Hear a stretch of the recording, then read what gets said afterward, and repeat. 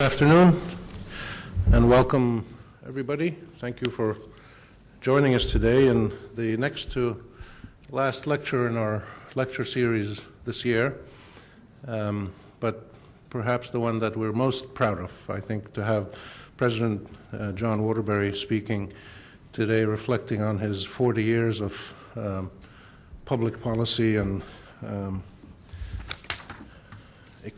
political economy and public policy, and his experiences in the Arab world and other developing countries, and the linkages between academic research and politics and public life is something that we're very pleased to host, not only because he's the president of AUB, but because he's somebody who has influenced me very much with his book, The Political Economy of the Arab World, which he wrote with Alan Richards, and has just come out in a third edition, which I recommend.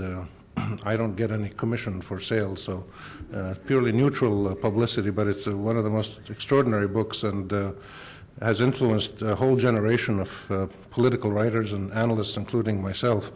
But we're very honored to have President Waterbury speak in our series, and I want to take this opportunity not just to thank him, but to also announce that he has accepted our offer to be our first senior distinguished fellow at the Assam Faris Institute, and he will assume that position starting on August 1 of next year. So we're delighted, John, to have you, which means that you'll have him around during the years, we hope on and off throughout the year, to not just enjoy the birds and the bird watching and everything Lebanon has to offer, but to actually be involved with directing some of our research projects and working especially with younger scholars. One of the things that we are trying to do at Assam Faris Institute, and we have actually started to do it, is to bring in young scholars and even students who are still students at AUB as interns, as work-study students, and young graduates who just graduated, and bring them in and work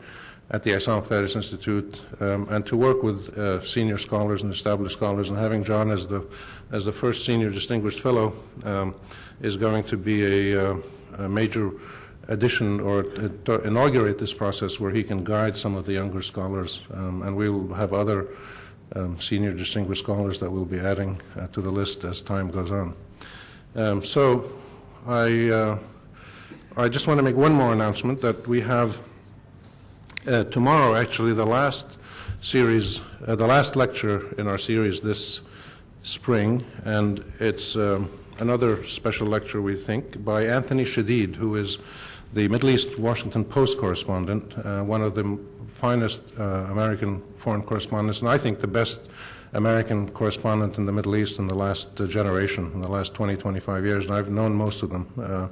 And Anthony is taking a year off from the Washington Post to work on a book that he is using to trace his family's history from their migration from Marjayoun in the south of Lebanon to Oklahoma City, which is quite a trip. And he's actually made the reverse trip. He's now spending a year rebuilding his grandmother's house in Marjayoun, and he's writing a book on this, which is really looking at issues of identity and culture and things that are changing, and things that are being lost and things that are being gained, and the changes taking place in this region. And the title of his talk tomorrow is Loss and Nostalgia in the Middle East, a Foreign Correspondent's Reflections on Conflict and Change in the Region. Anthony Shadid won the Pulitzer Prize for his reporting, and has written some outstanding books, and he will be here tomorrow at 4 p.m. downstairs in Auditorium B.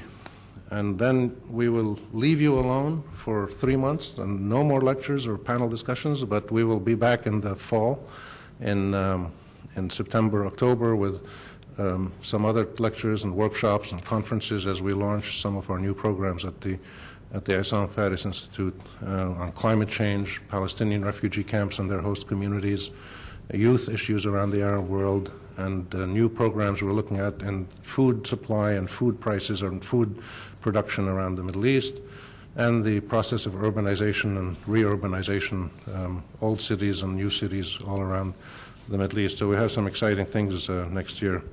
But now to our highlight of today, President John Waterbury speaking about my journey in political economy and public policy. Tfaddal, John.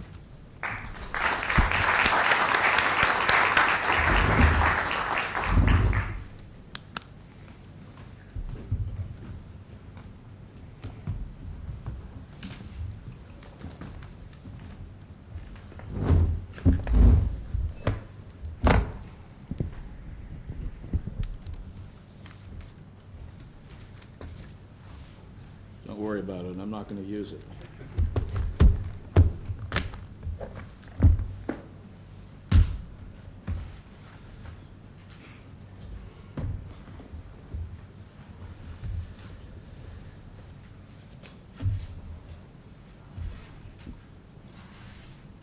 It's a pleasure for me to be here, but I'm not sure if it's going to be a pleasure for you. And I think triply apologetic for this presentation. First, because my voice seems to be failing me, which is a curious and not a very usual condition for me, but I seem to have a little touch of laryngitis. And the second is that as I prepared these few notes on my presentation, I realized that public policy and political economy are acquired tastes. They don't come naturally to anybody. I happen to find them very interesting, but I know there's the vast majority of humanity that probably doesn't. So I hope I can elicit some interest, but I'm not at all confident that I can. And my third reason for apology is that I'm reaching back to work I did really 40 or 40 more years ago, and up until the last 10 years when I came to AUB and pretty much had to give up my academic pursuits. So I'm rusty, and when I went back over some of the intellectual stopping points in my career, I found that they had faded a bit in my memory.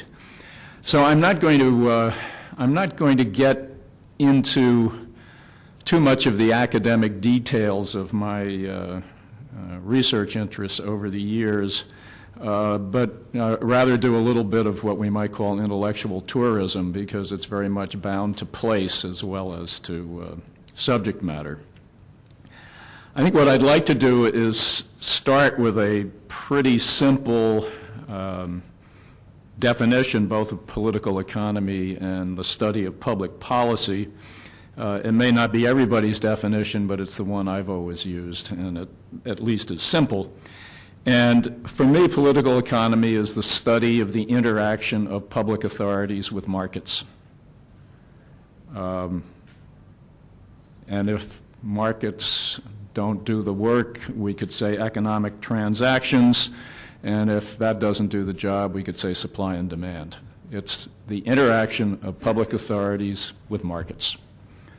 And that obviously is a huge area. And needless to say, virtually anyone in the history of human thought that has tried to think about how human beings interact with one another has either explicitly or implicitly been doing political economy. And of course, great figures like Adam Smith and Ricardo and Mills and Locke and others were very explicit about their interests in political economy, but so was Aristotle and Plato.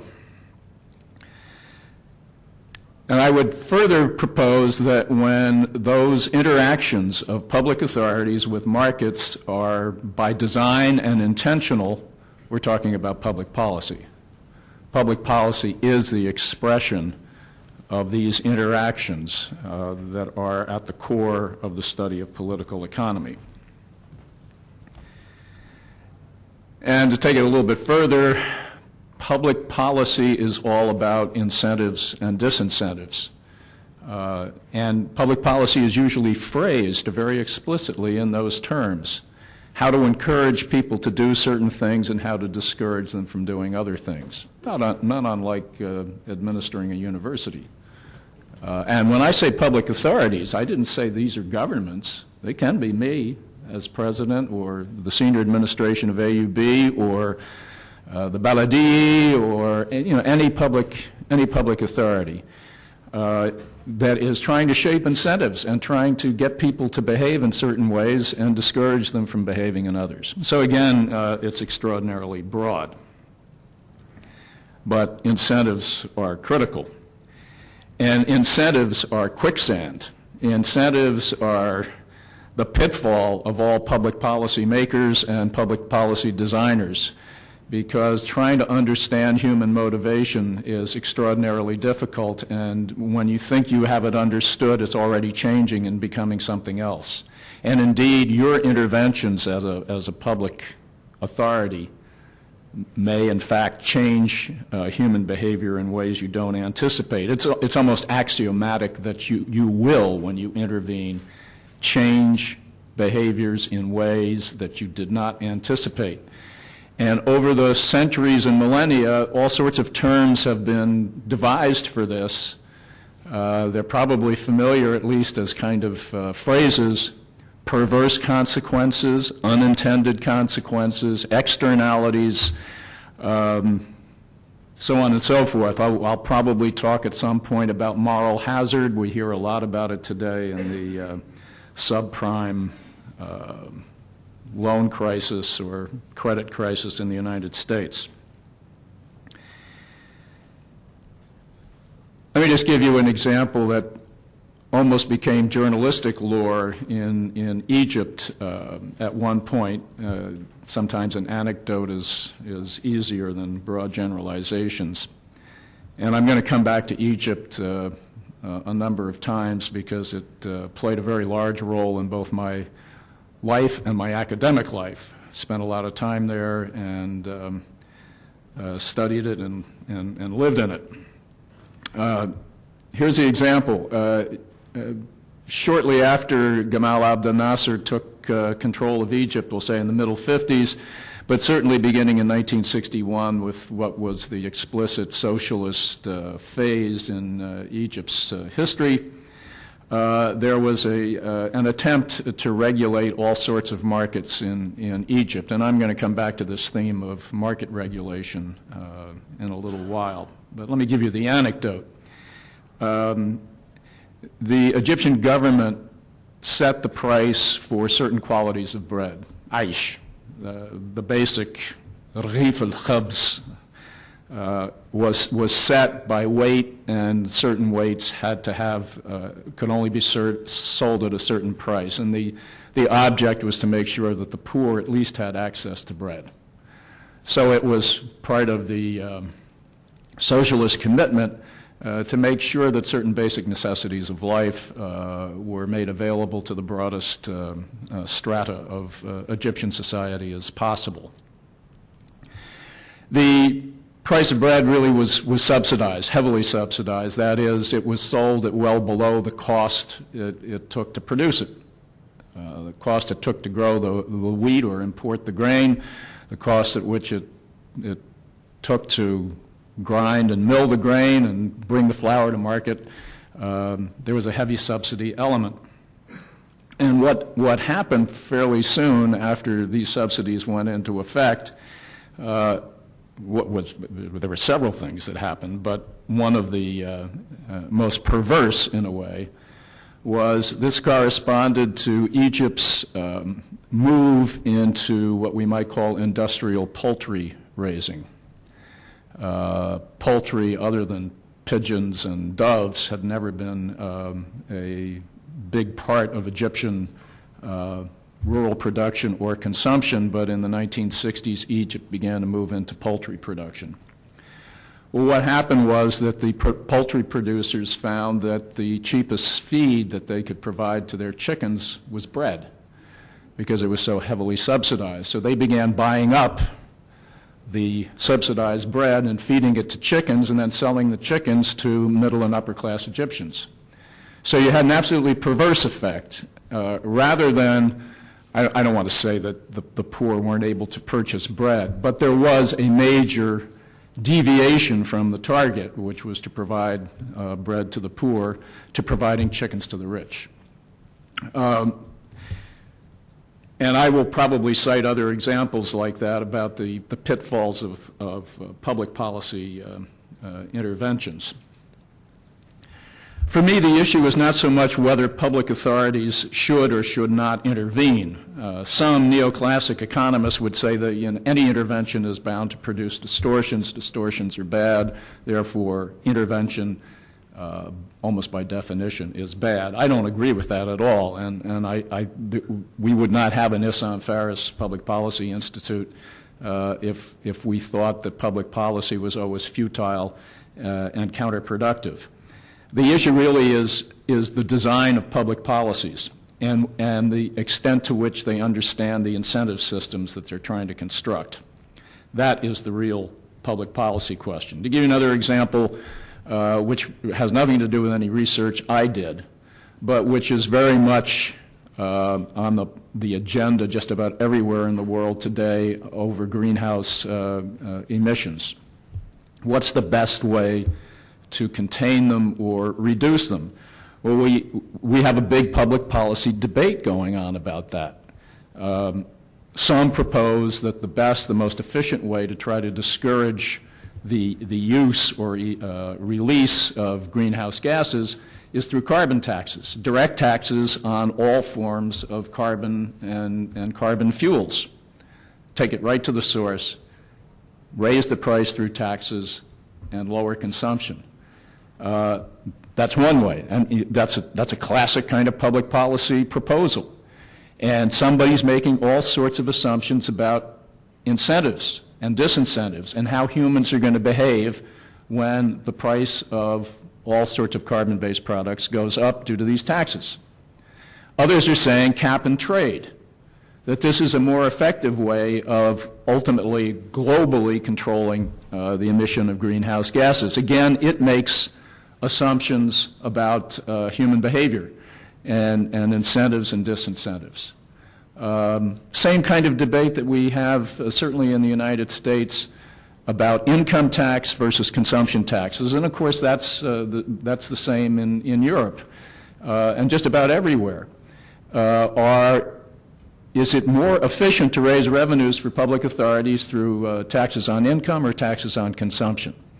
The conventional wisdom today seems to be taxes on consumption because taxes on income leads to widespread evasion, and it costs so much to collect the taxes that the cost-benefit ratio becomes negative or not as productive as taxes on consumption. Again, people are making assumptions about how humans are going to behave in certain situations. All right, let me get to my tourism, and you'll get some sense of where I've been physically, if not mentally, over the last 40 or 45 years. I suppose my first really big intellectual involvement in the Middle East came in Morocco, where I did all of my doctoral research in the period 1965 to 68. What I'm going to talk about is really one sliver of that research. It was not at that point focused on political economy. As a matter of fact, I stumbled into political economy. I didn't know I was going to be doing this. It just sort of happened to me. But I think I took my first steps in Morocco without ever knowing it. And I was studying the monarchy in Morocco and its relationship to its own political class, which was very small in 1965. This was only 9 years after Morocco became independent. There was a tiny group of very young, generally French-educated Moroccans who ran the country. And I was trying to figure out how the institution of the monarchy interacted with this rather small but highly educated group of young Moroccans. And it became clear to me after a while that a key component in how the monarchy interacted with this group was corruption. And I began to study corruption both as an empirical. I was trying to figure out how you measure it. It's very difficult to do because by definition it's illegal, and any illegal activity is hard to measure. People don't come out and say, yeah, you know, I collected $35,000 in bribes last month from the following people. I mean, it's not the kind of information that is generally provided. But you can begin to get a sense of it, certainly through one's own experience. I knew what I was paying for certain services, and through other means. In any case, my focus was on corruption as a political instrument. Now, what's the relationship here? Corruption really is a reflection of a number of public policy choices, what you choose to regulate or not regulate in an economy. Corruption is a relative concept.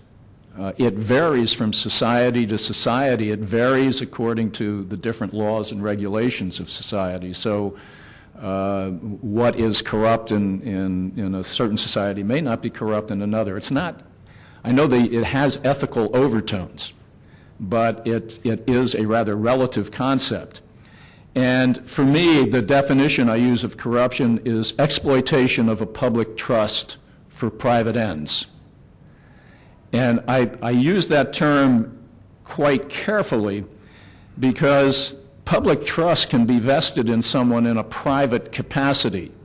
And when we talk, say, about insider trading in corporations, that's violation of a public trust for private ends. A CEO or an officer of a corporation has the privilege or the benefit of a public trust, being an official of a publicly traded company, and he or she takes advantage of that public trust because of knowledge they have of company transactions to line their own pockets. So corruption is not only a function of being in a public office, a public official. It can be in a private capacity as well. So exploitation of a public trust for private ends. Just to conclude this, I mean, why this became important in my own analysis was that I became convinced that the monarchy used corruption as a device for political control. I don't know how many here are old enough, I think I know some are old enough, to remember, yeah, I'm looking at some right now, to have seen a film called Serpico. Does anybody remember Serpico? I think it was Al Pacino. Yeah. As you may recall, this was about a New York cop who actually tried to fight drug trade in New York, and it was a true story. It was based on a true story. And the deal in New York was that if you weren't a corrupt cop, you were a dead cop.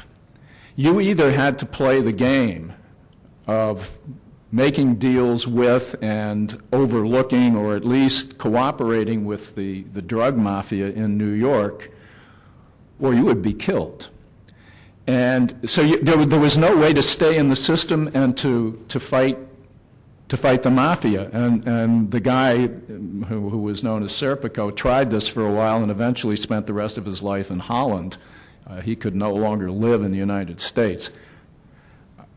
Hope the Moroccan ambassador isn't here, but at least 40 years ago, I came to a somewhat similar conclusion in Morocco. Either as a public official, you accepted to be bought and bribed, or you were regarded as politically dangerous and you better leave the country. And just a few anecdotes on this. One kind of funny and the other not so funny. I'll begin with the not so funny one. 1970, there was an attempted coup against the king at the time of his birthday party in July 1970. Skirat.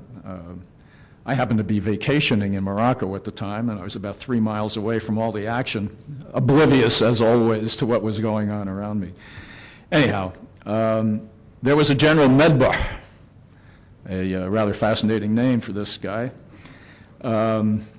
who died in the attempted coup attempt. It turned out he was hemophiliac, and he was wounded, and he bled to death. And it was assumed that he was part of the coup team that was trying to kill the king. The king survived. He sent his agents to the home of Medbah, and they raided the home and they seized all of his papers, etc. And the story, I can't confirm if this is true or not true, but it makes a great story, and it reflects the kind of perception that Moroccans have. is that they found literally a trunk or a chest, a sanduq, in Medbu's home. And when they opened it, it was all the gifts that the king had given him over a 15-year period, with the personal messages, cash, title deeds, all of this kind of stuff. And Medbu had taken each and every one of them and put them in the sanduq and locked it. And that kind of became symbolic of the attempts to control the elite, which broke down in this case. The funny story was, and this apparently is true, there was a minister of tourism who built himself a big fancy house in a suburb of Rabat known as Suisi. And he invited everybody to the opening or the housewarming, including the king. And the king turned up, and he congratulated the minister on his beautiful house and said, "Boy, it's really extraordinary. You've done extremely well. What did it cost you?" And the minister, like, "Oh, God, how do I do this?" You know, because everybody knew what the minister's salary was, right? About $400 a month. And so he said, "I got to give some kind of an estimate here." So he gave something that was implausible, but not entirely implausible, probably a third the price it cost him. And the king said, "God, that's a great deal. I'll be sending you a check for the house tomorrow morning." And in fact, the house became the residence of the Spanish ambassador, and it was the Spanish ambassador who told me the story. Okay, corruption as almost deliberate public policy in Morocco. Let me take you on the next bit of tourism. Egypt, where over, God, when did I first go? 1961, and lived probably 15 years all told, on and off in Egypt, and it probably is the physical focal point of most of my work on political economy in the Middle East. And that's where I began to realize that that's what I was doing. I think my first work on Egypt was on the agricultural sector, and that provoked an interest that I probably won't be able to talk about this afternoon in water and water management, and then ultimately in the Nile Basin, where all of Egypt's water comes from. But it also got me into issues of public intervention into agricultural production and marketing, which became a kind of abiding interest for me. But let me jump from that and go to another part of my research in Egypt, which I then replicated in Mexico, Turkey, and India. And that was on public sector enterprise, or public sector enterprise. That's the common term used for economic entities owned and operated by a state. And every state has such entities, even the United States. We have Amtrak. we run a railroad using federal funds. But we don't have many other examples of public enterprise in the United States. And most countries will have things like railroads and bus lines that are publicly owned. Certainly the central bank, as an economic actor, is a publicly owned and publicly controlled entity. And it doesn't matter if you're a neoconservative or a communist. Any government is likely to have a certain range of public enterprises. And they usually play pretty major roles in economies. But in Egypt, again after 1961, outside of the what we might call petty retail trade sector of Egypt and the small-scale agricultural sector of Egypt, the state took over just about everything. It ran the railroads, the airlines, the banks, the insurance companies, and then it went into direct production. So it was publicly owned, 100% owned, steel plants, aluminum plants, fertilizer plants, everything you can imagine, plastics and paper and cigarettes. I think they even took a majority in the institution that mattered a great deal in my life, which was the Stella beer factory. They still made good beer. Anyway, I wanted to test out some basic propositions on ownership and the relevance of ownership to how assets perform by looking at Egypt and other countries that had long experience with public enterprise. And that's why I chose Turkey, India, and Mexico. I won't go through the history of those countries. Just take my word for it. They've been in the public enterprise business for a very long time. And I wanted to see if I could find some common dynamics in how public enterprises were managed and performed. And indeed, I did. Any of you who are familiar with Joseph Schumpeter, one of the great Austrian economists, will know that he was puzzling over this in the 1930s when we had so many different examples of large corporate entities emerging either in the kind of robber baron epic of the United States, the Carnegies, the Fords, the Rockefellers, who were establishing some of the corporations that became synonymous with American economic life, but all were in the private sector, or the Soviet Union under Stalin, or indeed under Lenin, or the rising forces of National Socialism in Germany and Italy, all in the 1930s.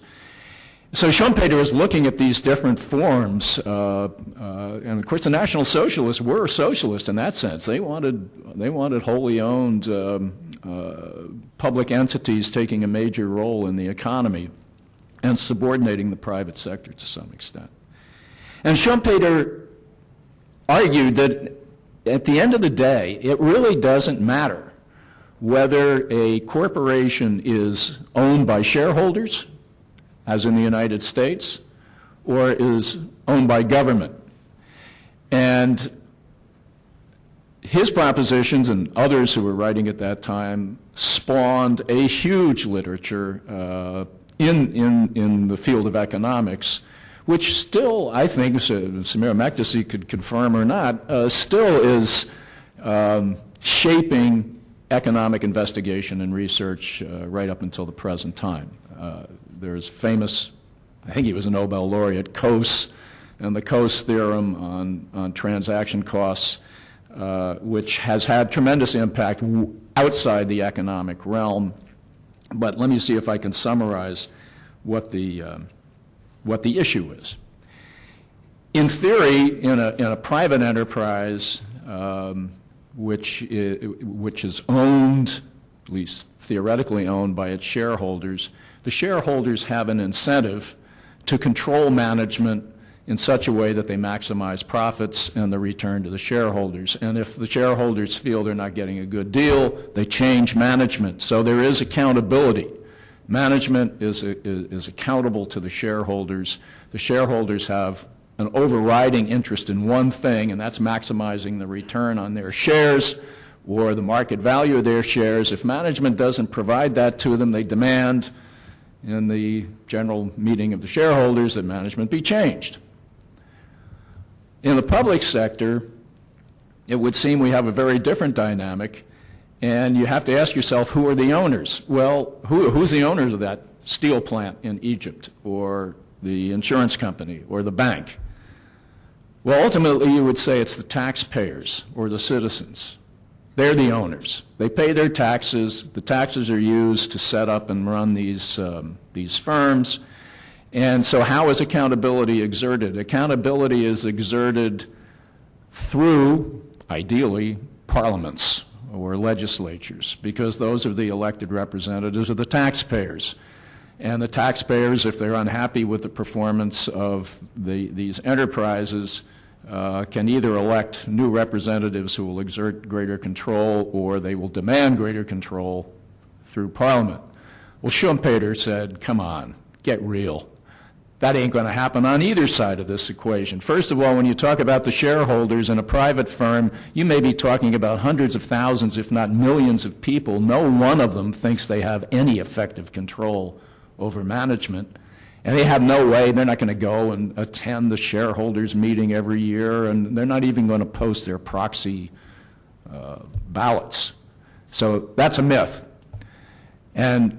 But he also said it's a myth that there's any kind of taxpayer control over public enterprise.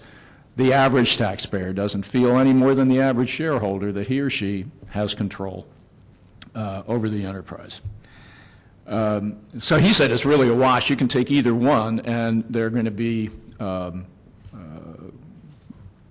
subject to the same kind of anonymity. And when I was writing this, I was thinking to myself, and I will ask you, I mean, how many of you think you have any way of holding EDL to accounts? I mean, it's bleeding away a couple of $2 billion a year. And I mean, does anybody here think as a Lebanese taxpayer or through your representatives in the Majlis that you can effectively change the management at EDL, or I'll answer that for you. No, I won't. I suspect that not many of you think you have much control over that situation. I'm not going to go much further into this. These were the questions I was asking myself when I looked at public sector enterprises in these 4 countries. I won't bore you with the results of the study. It came out in a book, I think about 1990, I simply will say that ownership really does matter, or concentration of ownership matters. One of the things that was very common in all 4 countries, and it may be common in private enterprise, but it's certainly common in public enterprise, is that senior management changes very rapidly in public enterprise. And when you think about incentives again, what is the incentive for a public sector manager to undertake any major innovations? Innovations which are going to rock the boat, make life difficult for a number of people, and enterprises always need innovation. I think that's axiomatic. What's the incentive if you're going to be moving on in 2 or 3 years?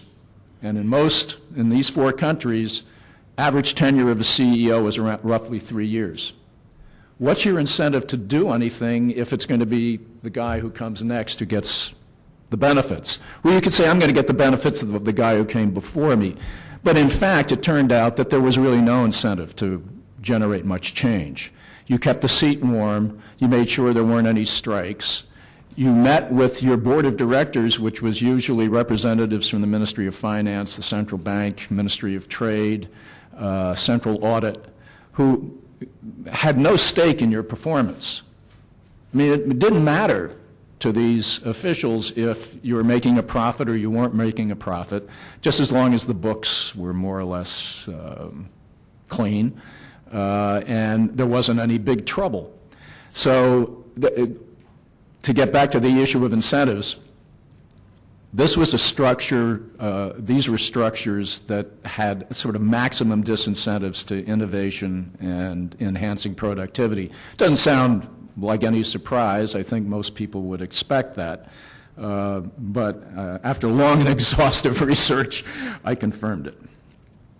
I'll give you a story from Egypt, which, I mean, the Egyptians know what. They make jokes about their public enterprises, and there was a slogan which probably came out of the Soviet Union, but was always heard in Egypt: "You pretend to pay us, and we pretend to work," and that was the slogan of the public sector. But the story I want to tell is about the chicken factory. You see, I get back to poultry know-how all the time. And we'll call this company Nasr al-Dajaj or Nasr al-Farah. It's always Nasr al-Shi, okay, and Nasr al-Dajaj. So it's this big chicken factory that is erected in one of the suburbs of Cairo, and they have a public opening, and they bring in some VIPs to go through the factory, and so the first VIP comes in, he goes into the ground floor, and he goes up to the counter, and he says, "I would like a chicken." And the guy behind the counter says, "Would you like a live chicken or a dead chicken?" And the guy says, "I'd like a dead chicken." So he says, "I'll go up to the second floor." So he goes up to the second floor, and he says, "I'd like a dead chicken." And the guy behind the counter says, "Would you like it with feathers, or do you want it plucked?" And he says, "I'd like it plucked." He says, "Okay, up to the third floor." So he goes up to the third floor, and he said, "I'd like a plucked dead chicken." And the guy there says, "Would you like it whole or cut up into pieces?" And he said, I'd like it in pieces. So, okay, you got to go up to the fourth floor. So he goes up to the, like a dead, plucked chicken in pieces. And the guy says, "You want it wrapped or not wrapped?" He said, "I want it wrapped." He said, "Go to the fifth floor." He goes to the fifth floor, says, "I want a wrapped, plucked chicken dead in pieces." And the guy says, "Gee, sir, I'm sorry, we don't have any chickens, but how do you like our system?"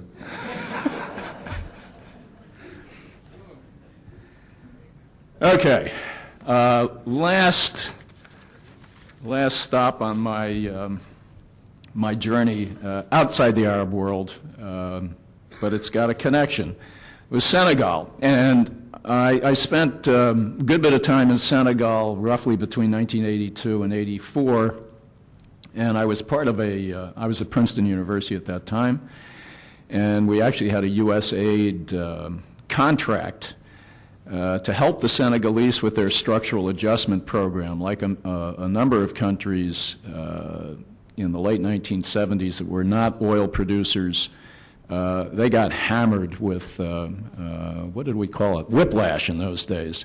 They were importing petroleum, and they had also borrowed heavily when interest rates were quite low in the middle and late 1970s.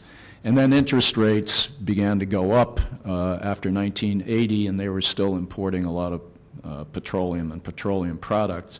And their public finances just collapsed. And in comes the IMF and designs a kind of structural adjustment program that's supposed to ease them out or help them out of the crisis. And these are usually multi-year efforts.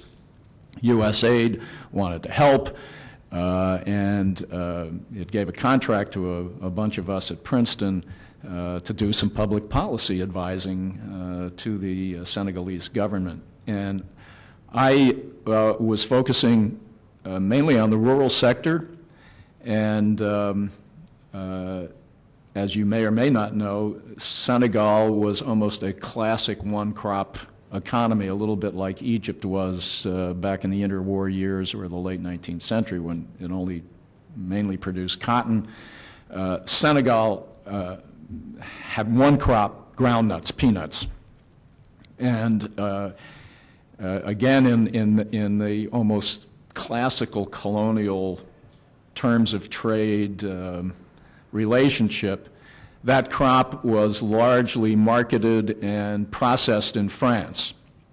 And it was big companies like Le Sueur in particular that processed the peanuts mainly for peanut cooking oil, which became a staple in the French market. And Senegal was one of the major providers of peanut oil for French households. But they did some of the processing in Senegal, but most of it was done in France. So, you produce a rather cheap agricultural product, all the value added tends to accumulate outside your borders.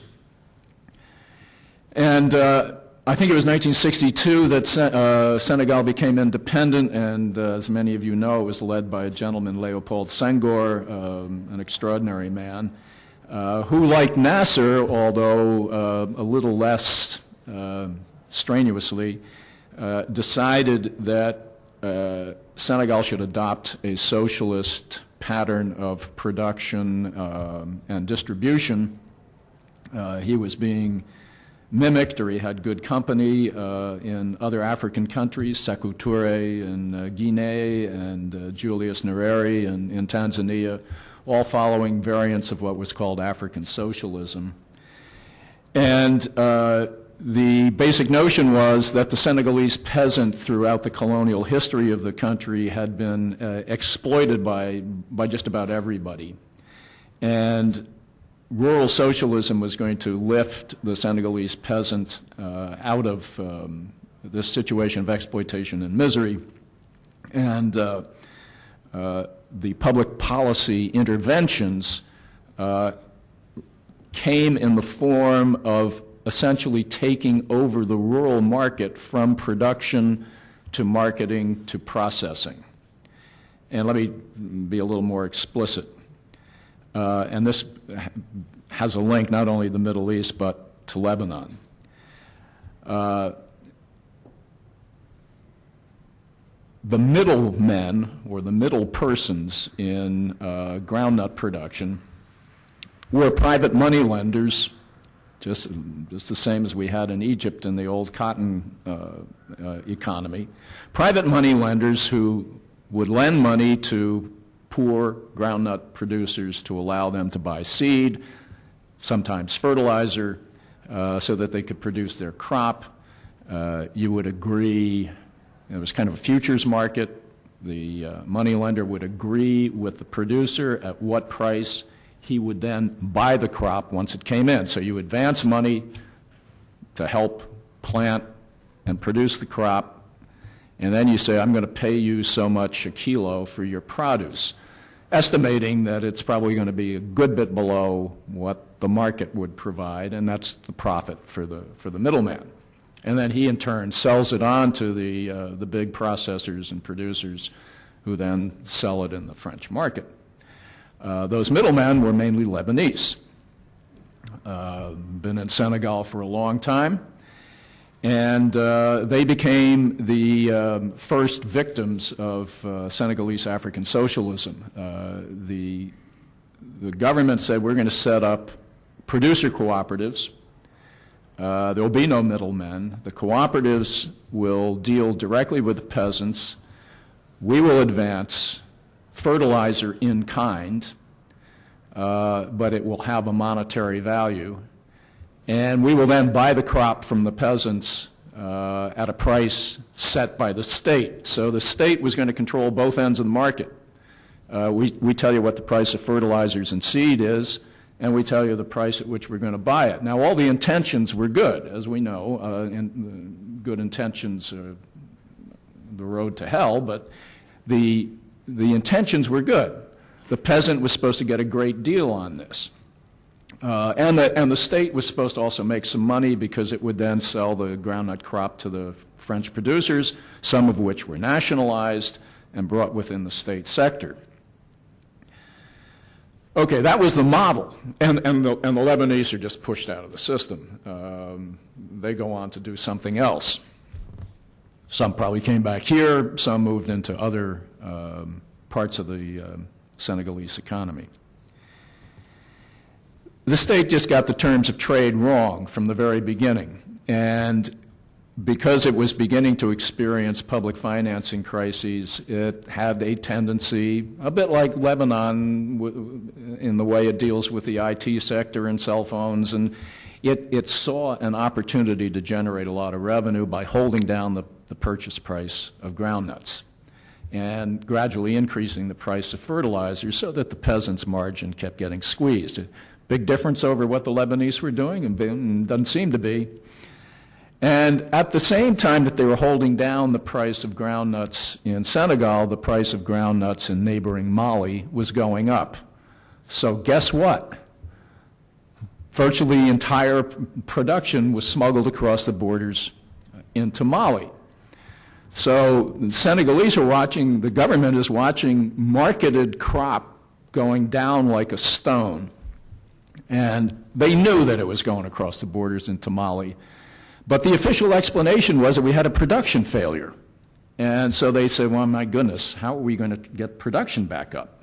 Before I get to that, another phenomenon started in the cooperatives. Remember, the cooperatives advance credit in the form of fertilizers. And then the Senegalese peasant produces groundnuts and is supposed to sell them back to the cooperative so that it can clear its books on the fertilizers, it's advanced. But the groundnuts are going to Mali. They're not coming to the cooperative. So a number of cooperatives became technically bankrupt. And the peasants had paper debt. They owed the cooperative for all this fertilizer. And in an initial year, I think it was around 1968 when this first became a major problem, the Senegalese state said, we will forgive the debts in those cooperatives where the peasants have, again, the explanation was crop failure.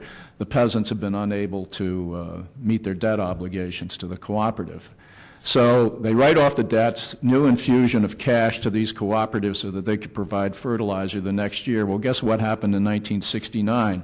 60% of the cooperatives went bankrupt. And the signal went out.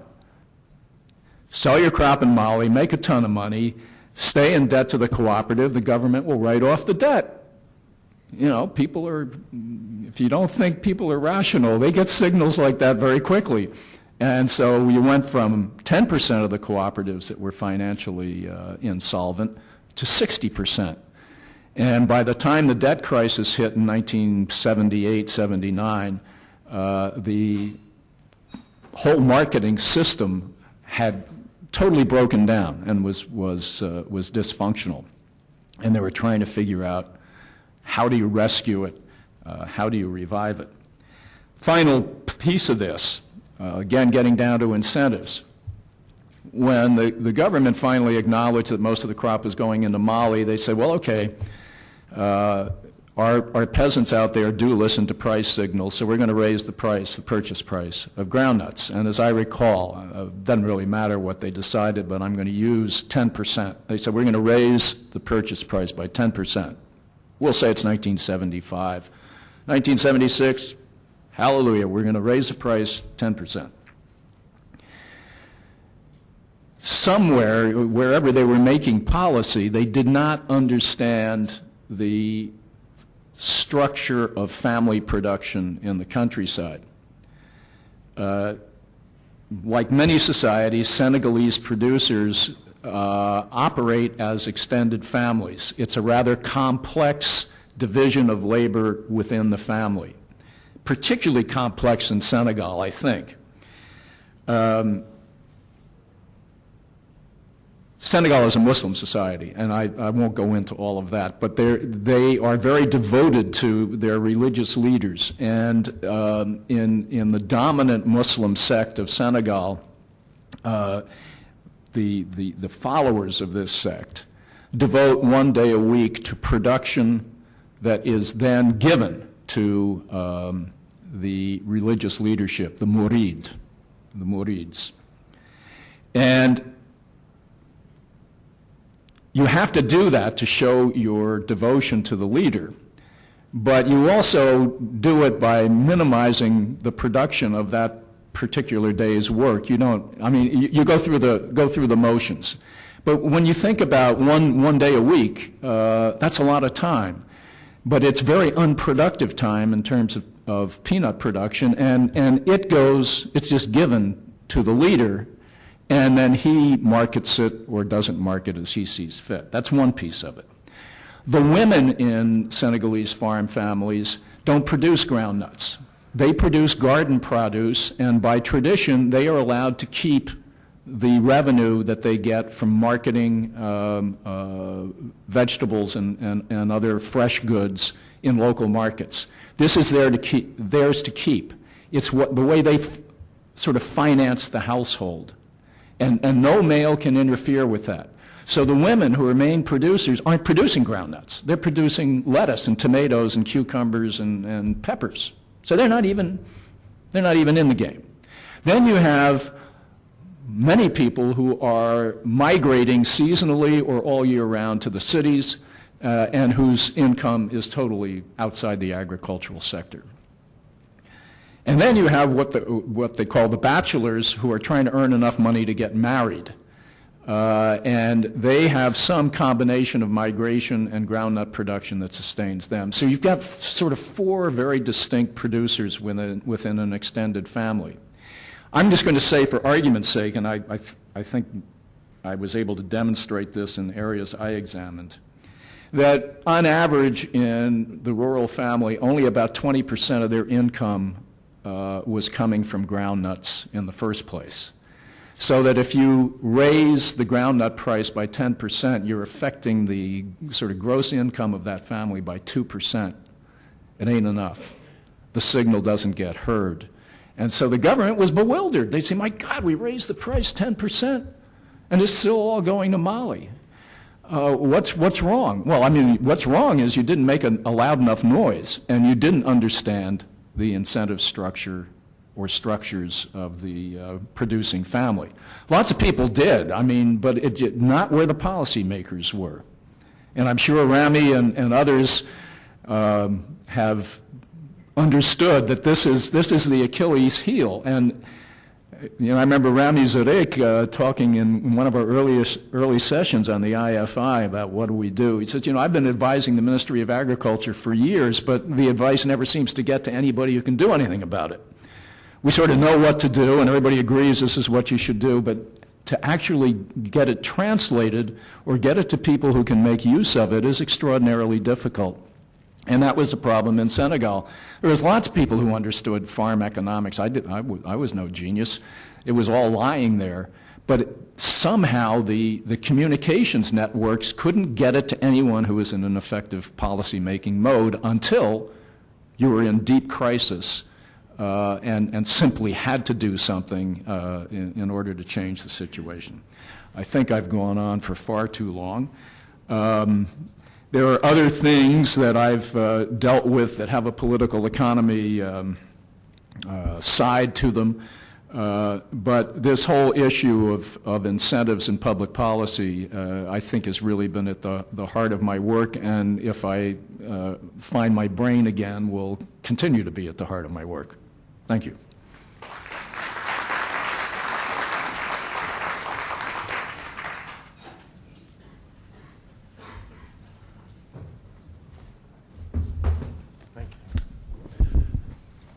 Thank you very much. We'll open it up for questions, comments, public policy, political economy. Wait for the microphone.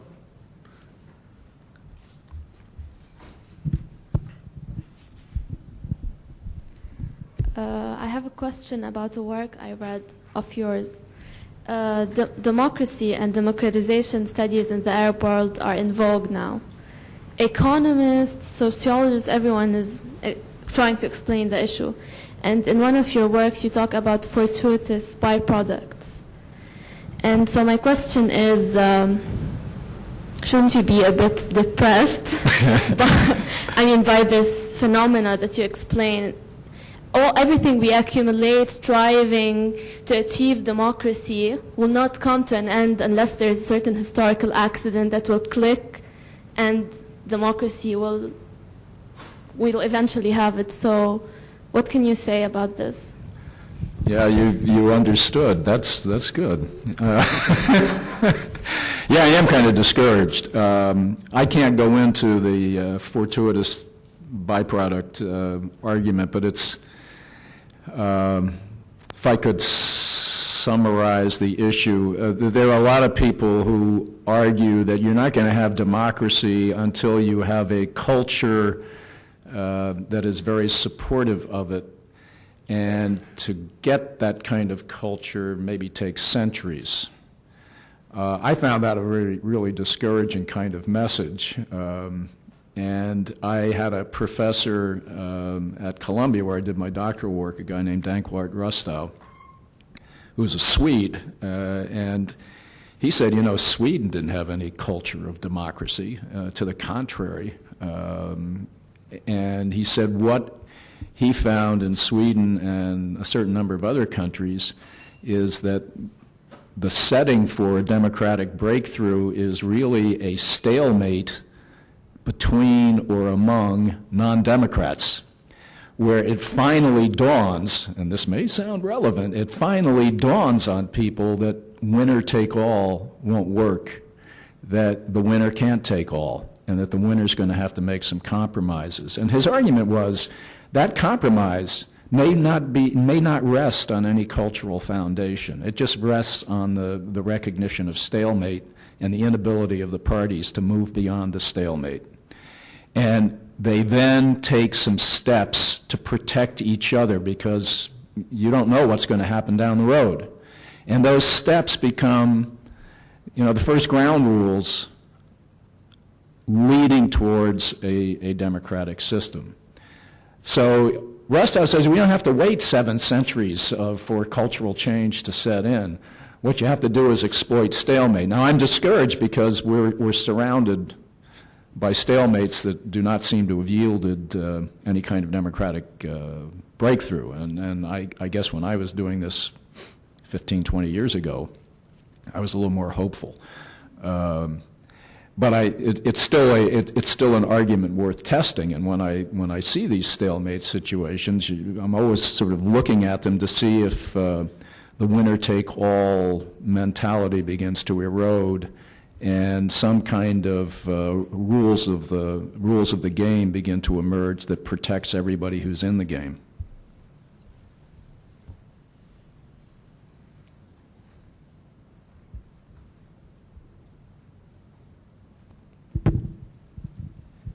I'm not sure, but I guess probably what the gist of the lecture about incentives is that they are so complicated that there is no recipe, general recipe, be it in favor of more governmental intervention or more private sector. And the Senegal example, if part of understanding the incentive, understanding the role of the murid, which requires different knowledge on the ground, and then also communicate this to the policymakers, it is a complicated process. There is no pattern of some sort.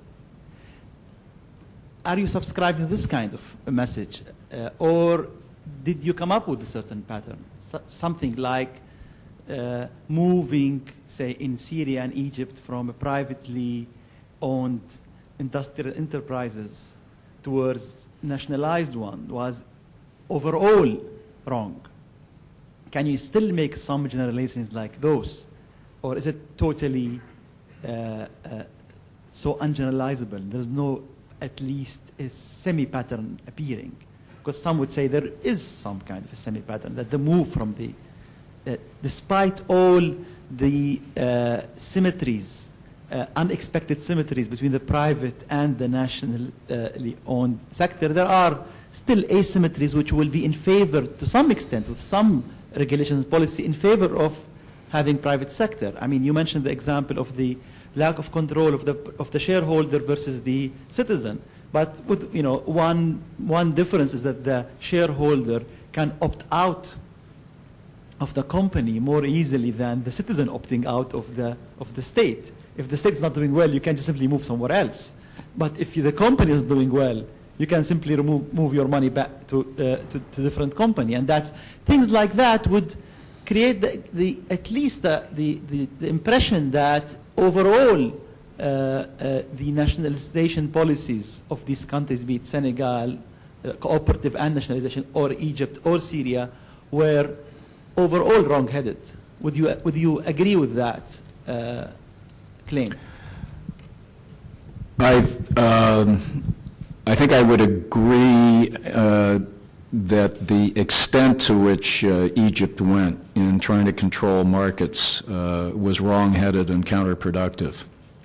I don't, as I said at the beginning, I don't accept the proposition that all interventions are by nature distorting, and that's kind of the neoclassical approach, that you only intervene to correct market failure. If there's some market failure, that is, let's say, provision of basic health or provision of education or security, if that isn't being provided through private auspices, then an intervention is justified to make sure that those goods are provided. I don't accept that kind of how shall I say, bare bones notion. I think many interventions are called for. I think what I would say is that I would assume, if I were in a public policy making position, that the intervention is almost inevitably going to produce some kind of externality that I had better try to anticipate and then begin to deal with when it comes along.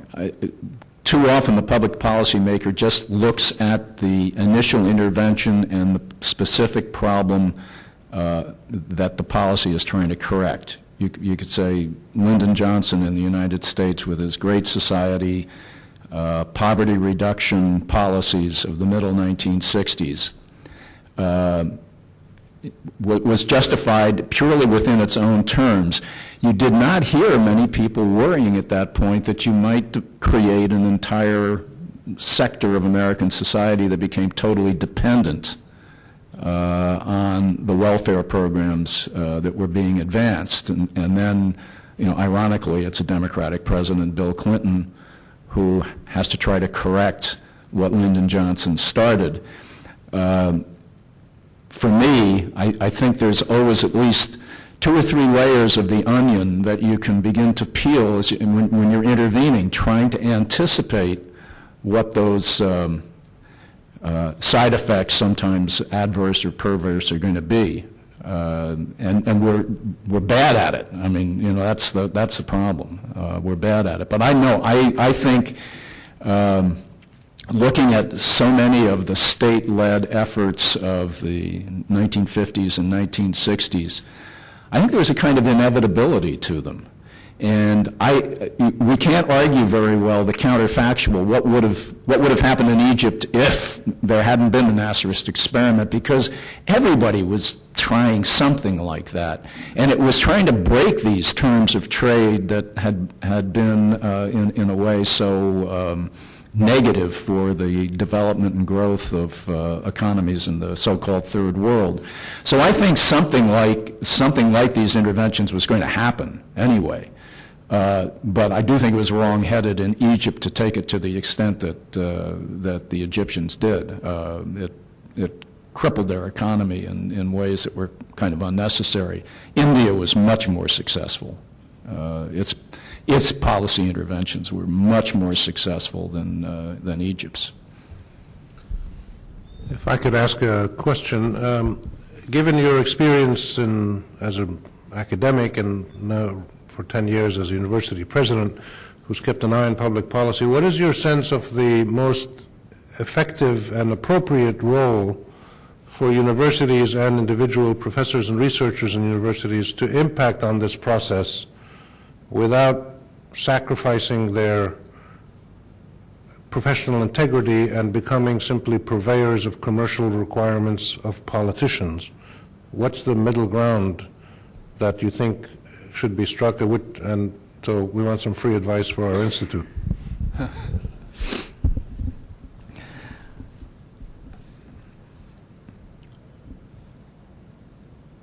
I'm not quite sure how to approach this. My own sense is that public policy interventions have a kind of randomness to them. It's not that all sorts of studies haven't been done, that the knowledge is somehow lacking, that we don't know enough. That's generally not the case.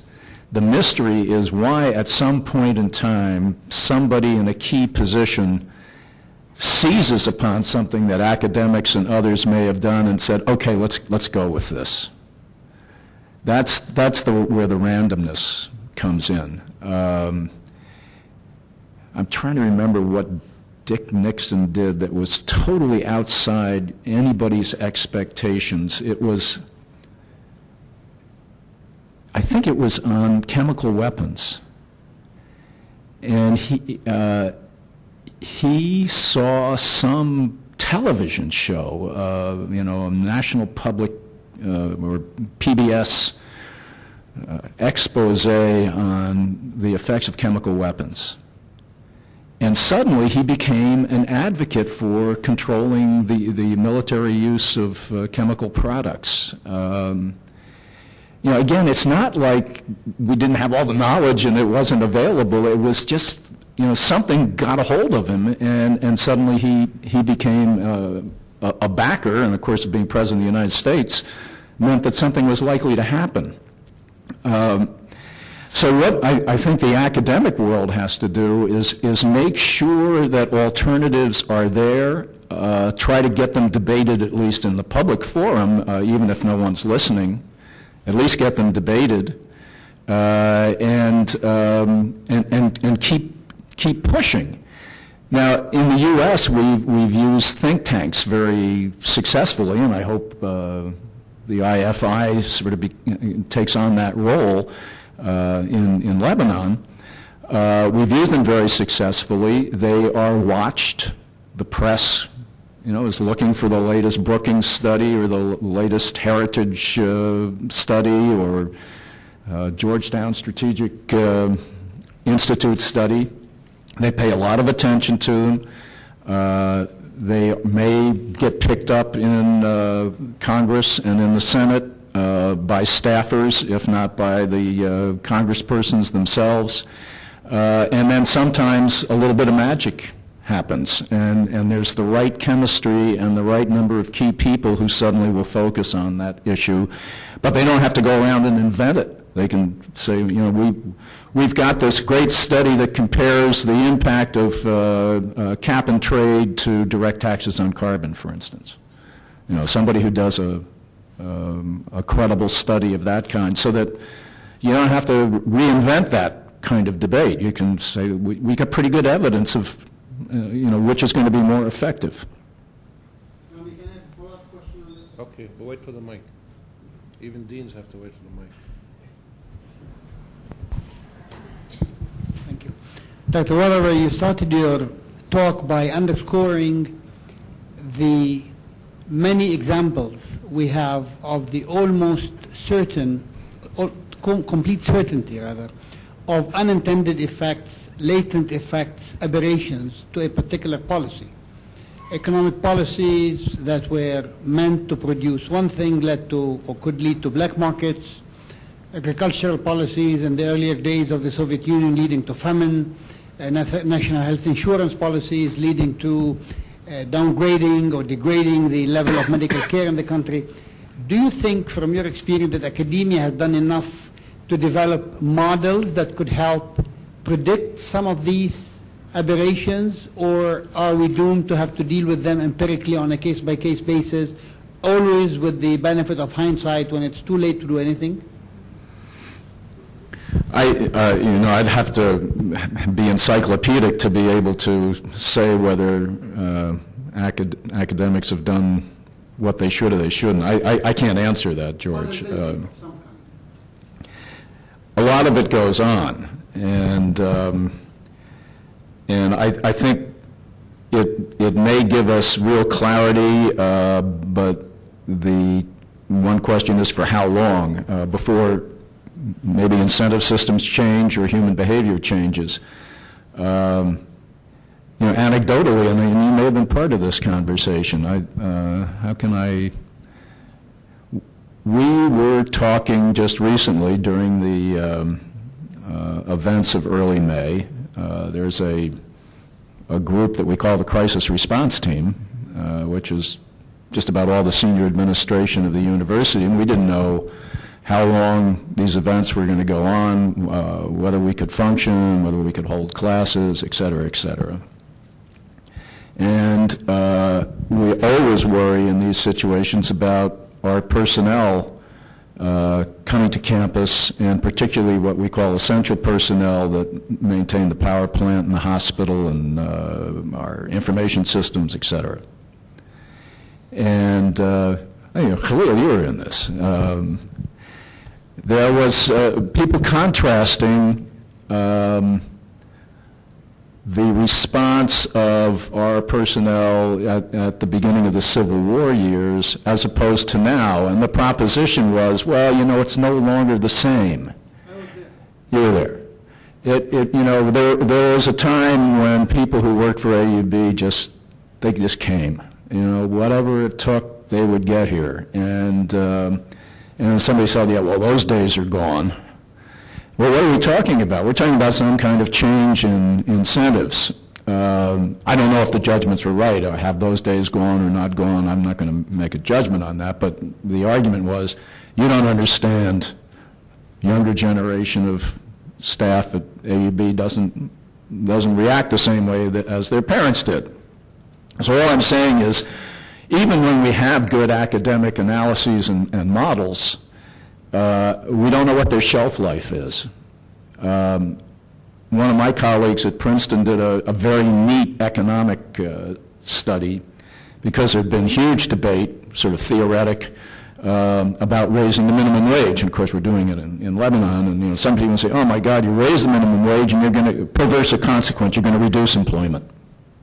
Rather than helping people who are on the low end of the salary scale, you're going to give an incentive to employers to start knocking people off their payrolls, because they won't be able to afford the wage increase.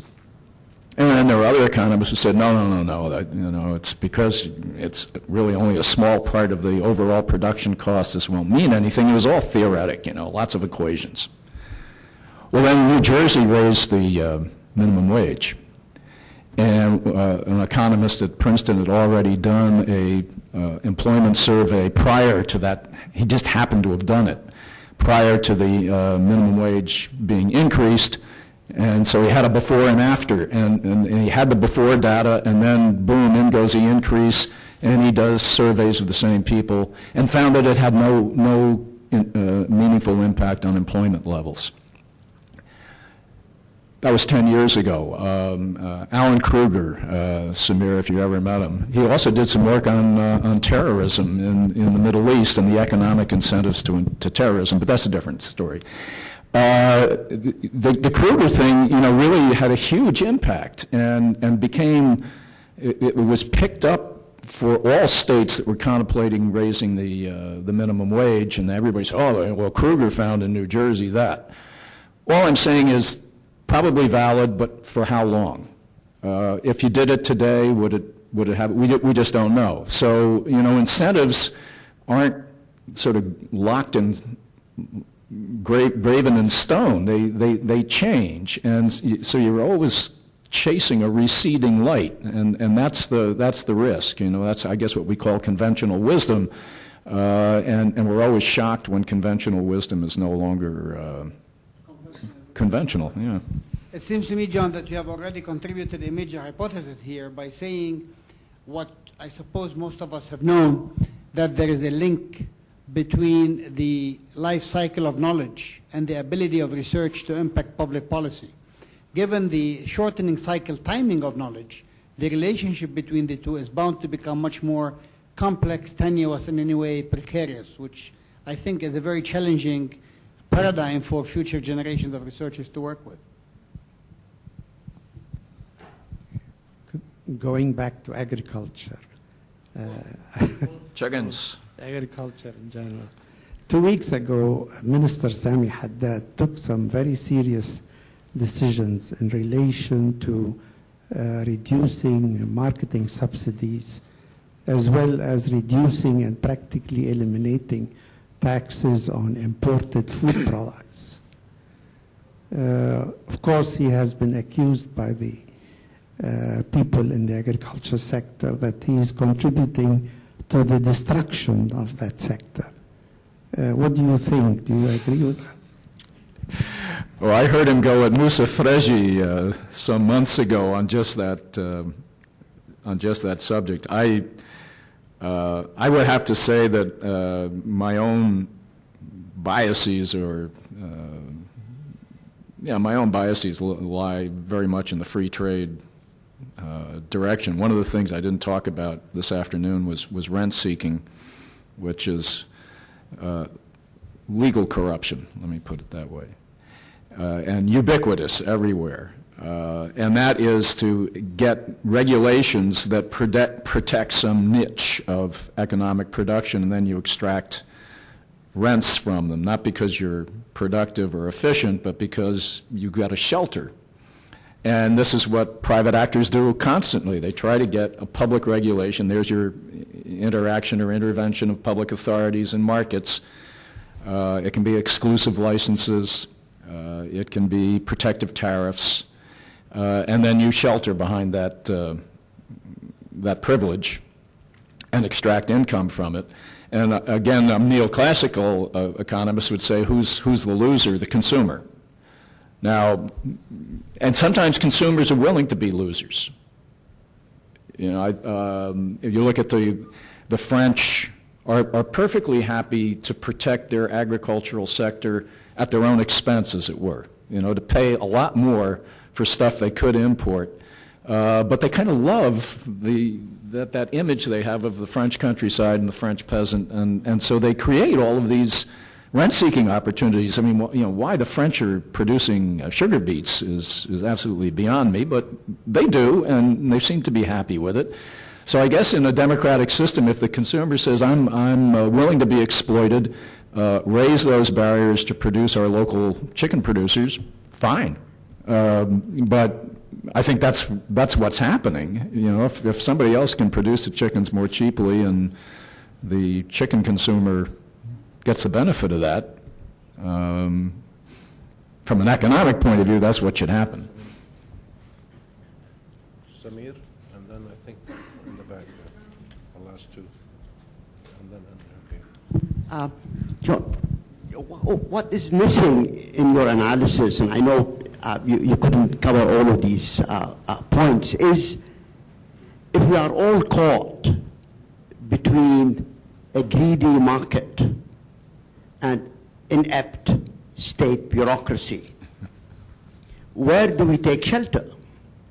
I think the most interesting problems that if you were to revisit these episodes, especially the housing problem in Egypt, what has happened over the past 2 weeks, I can think of Lebanon as well. Now, the role of the public sector, the role of the civil society, the public sphere adds to these problems because they are not moving, they are not mobilizing public opinion to attend to these gross, misinformed. I mean, Lebanon is suffering the tulip mania of Holland. We build houses, 80% of which are beyond the reach of the average, yet building these high-rise speculative forms are simply not taking into account the basic needs of. So where the work you did with Ernest Gellner seems to have on patronage and clientelism would be today much more relevant than simply focusing on the incentives and disincentives. Well, let me go to housing. I agree with you, and what's happening in Lebanon is happening in a lot of places, and I can't claim that I've really studied the political economy literature on urbanization. It's pretty extensive, and I think we could spend a lot of time talking about incentive structures there. But to go to patron-client stuff, I was writing very much about incentives. You know, what does the patron get, and what does the client get, and what's the terms of trade between them, and when might those relationships break down? When is loyalty a real currency, and when does it cease to have value? So looking back, I don't think I knew it at the time, but I was trying to understand why these systems persisted as they did, because they have to deliver mutual benefit or they will break down. And so it seems to me it does have a lot to do with incentives. Two more, one there and one here, and then we'll... The public policies of post-World War II resulted in all kinds of interventions in the Middle East region. And we're still netting out the effects of these public policies, which resulted in a large deficit in our food production in this part of the world. Do you see in the coming global food crisis new interventions that could be modulated globally? And do you agree that some of these policies of Egypt and other Arab countries resulted from common agricultural policies in Europe and farm bills in the States that were not really warranted post-World War II? How do you understand what took place in Egypt in relation with what was happening globally after World War II?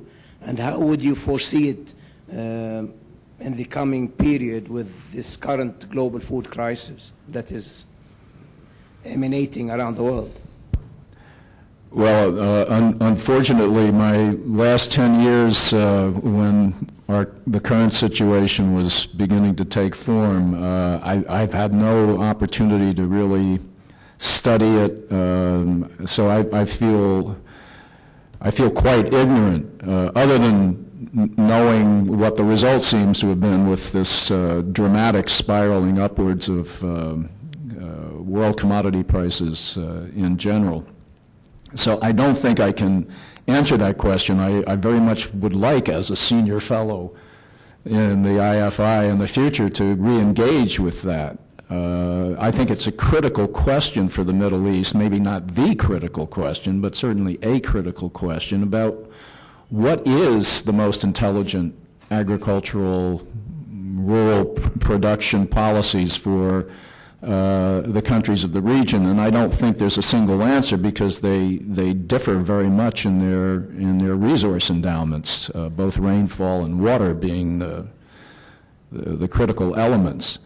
But to the other part of your question on barriers to agricultural trade in the highly developed countries, including the United States, I've always been opposed to them. I think it's been a huge disservice to developing countries to have to fight against these barriers. I mean, the United States is still a sugar producer, hiding behind all sorts of protective walls, when it's got the Caribbean at its doorstep, which is a much more efficient and cheaper producer of the same produce. And it just seems cruel and unusual punishment to allow Florida to continue producing sugar. It's crazy. Or Louisiana producing rice, and California producing alfalfa with cheap irrigation water. I mean, so there are all sorts of things that I think should be done away with in the developing countries, and I hope the Doha negotiations actually lead somewhere. But that doesn't answer the question of what is the future of agriculture in the Middle East, and IFI is trying to look at the long-term implications of climate change, and I think the conventional wisdom is that this is going to impact very negatively on the Middle East, that we're not likely to see more rainfall in the Middle East, but less, and a reduction of the area which can really sustain agricultural production on a long-term basis. Just to conclude that a little bit, I do remember vividly, and this is when I first got pretty deep into Egypt's agricultural economy, came at just prior to the time that the UN held its first big global conference of any kind, and it was on food and food production. And it came after Henry Kissinger had this was after 1973 and the big oil price increase. And Kissinger said something to the effect that perhaps the world can be held hostage to the oil producers, but let's not forget who the dominant producers of grain in this world are: Canada, the United States, Argentina, Australia. And we started talking about food wars. And in the Middle East, there was a moment, didn't last very long, about 2 or 3 years, where food security was the watchword. And Sudan was going to become the so-called breadbasket of the Arab world. Kuwaiti money, Saudi money began to go into Sudan for all sorts of production schemes. And that first, 1974, I think it was, that first international UN-sponsored food conference was chaired by Sayed Mare, the Minister of Agriculture in Egypt. and we were talking about the possibility of food wars. And now we talk about water wars. I'm skeptical about all of them. But that was a time when people were talking about the Middle East being more or less self-sufficient in food production. I think that's, gone. I don't think there's any way that could happen. The Middle East is going to have to trade for its food, producing some of it and trading for the rest of it. And the issue would be what's the correct balance there. Just before we get our last question, we're working on launching a program on food issues in the Arab world with 2 professors at AUB who are expert in this already, and we're identifying all the others at AUB who have this expertise. We have 30 professors in our climate change group at AUB, and we found that this is one of our strengths, that we can take an issue and get a range of professors with expertise in many different faculties and bring them together to do the cross-sectoral integrated analysis that you need to address these issues, because you can't just take one side of it. And maybe one of the reasons people didn't anticipate some of these repercussions of interventions is they didn't take an integrated view. So we're in the process of designing now the food program or the food study, and we'll be contacting professors and deans and department chairs soon to let them know about this, to see who can be involved, and we'll probably announce this sometime during the summer once we line up funding as well. Mr. Waterbury, since we'll have the pleasure of seeing you again soon, may I suggest that you give some attention to a law that was passed in the late 60s in Lebanon, creating a new form of public company called a mixed public company, wherein the state held 2/3 and the public sector 1/3. And the public sector was formed of people who had the know-how, and these people, when they put in their money, could not sell it before the company went public, company shares were sold in the bourse, in the stock exchange. In other words, when it became sufficiently successful to pay dividends and interest other investors, at which time the state was hoping to sell its 2/3 and do the same thing in another sector. The aim was to increase the export of agricultural products, because to export agricultural products successfully, you have to ensure that the packaging is as the buyer wants it. The quality and grading is there too, and this cannot be done by producers as individualistic as the Lebanese are. So you had to have some form of government control.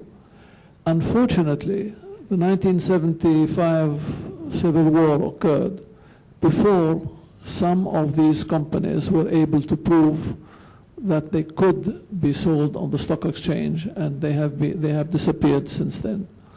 But I think that it is worth somebody devoting some time to recreate it, and perhaps now this is what, 40 years, more than 40 years ago, so it might be a good idea to polish it up and modernize the formula, because I believe there is a lot of future in its application in this country and perhaps in surrounding countries with similar problems. Thank you.